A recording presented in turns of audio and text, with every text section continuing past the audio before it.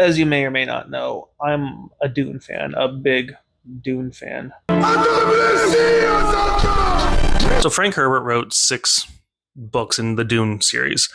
He had a 7th planned. He never got around to it because he passed away. He had cancer. Or no, he didn't have. He had cancer. He beat cancer, and he died of an embolism, or he died in the hospital. He was feeling better and then passed away. Anyway, he wrote 6 books in the Dune series, and my first favorite in all of the series is the first book, Dune. My second favorite is a little less popular. So you'll hear from a lot of people, not only does Dune get weirder as you go on, but the quality of the writing kind of drops off.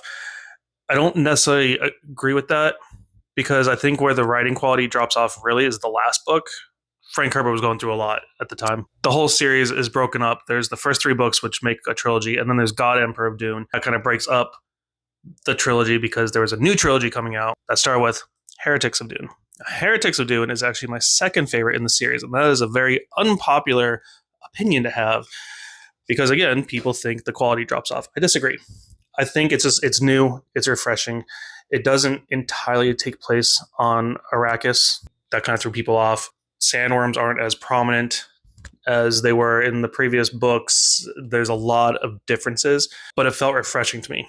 The reason I bring this up is because I told myself I wasn't going to read anything by Brian Herbert. Eventually, he picked up his father's legacy and kept the series going. He created the Schools of Dune, which is Dune Sisterhood, Mentats of Dune. He wrote a lot of more Dune books, talking about the families and the different groups of people. And I've heard that Brian Herbert's writing isn't as good as his father's. Now, that might be true. So I told myself I was never going to read those books. Something about it seemed, I don't know, shallow to me. It felt like Brian Herbert was just trying to piggyback off his dad's success, and so I kind of stayed away. However, it's giving it some thought. If I were to listen to people that told me this book wasn't good, the quality drops off, and just chose not to read it, then I wouldn't have found out that I would like it. I think in 2025, I'm going to read some Brian Herbert Dune books.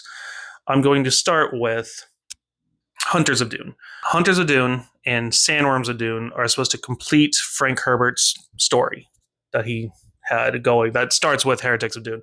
I want to see how the story ends. 2, I want to be able to form my own opinion. And that's kind of my point here, is that form your own opinion. So if you're reading the Dune series and you decide to not read anymore because it gets too weird or the quality isn't as good as the first book or 2 or 3, read it for yourself. Decide for yourself whether it's actually good or not. In 2025, I'm going to read both Hunters of Dune and Sandworms of Dune, and I'm going to complete the story. I might not like it. I might loathe it. You'll know. I will come on here and I will let you know. But if I do like it, I'm probably going to pick up more Dune books by Brian Herbert. And I'm going to fill my house with these books. Have shelves and shelves and shelves of these books. So there will be more Dune content coming from me in the future. I can't wait.